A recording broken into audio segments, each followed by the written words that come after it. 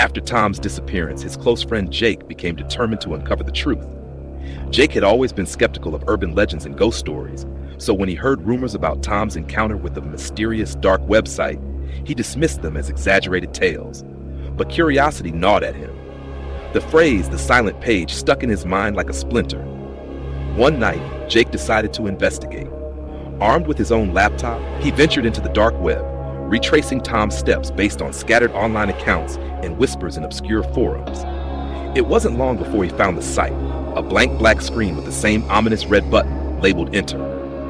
Jake hesitated, his cursor hovering over the button. He felt a shiver run down his spine, but pushed the unease aside. With a deep breath, he clicked.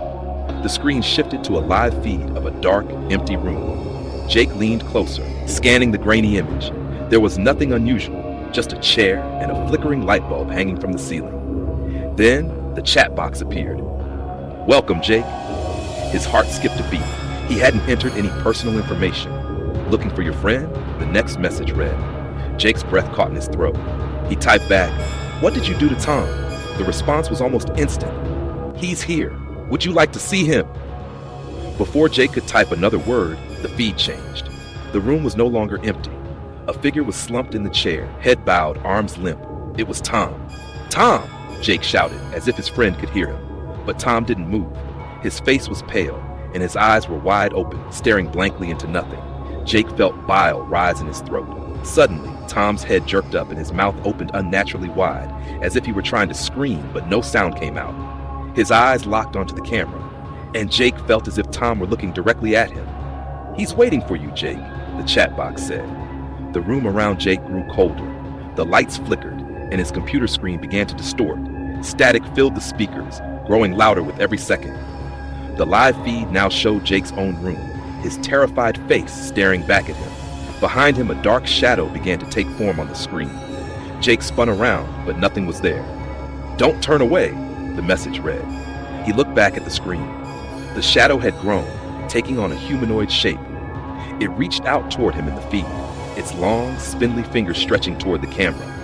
Jake slammed the laptop shut and scrambled back, his heart pounding. But the static didn't stop. The room filled with an oppressive energy, like something unseen was pressing down on him. Then, a low voice whispered from the darkness, "You shouldn't have come here." Jake bolted out of the room, leaving his laptop behind. He could still hear the whispers following him, growing louder as he stumbled down the stairs and out into the night. But the terror didn't end there. Over the following days, Jake began seeing things out of the corner of his eye.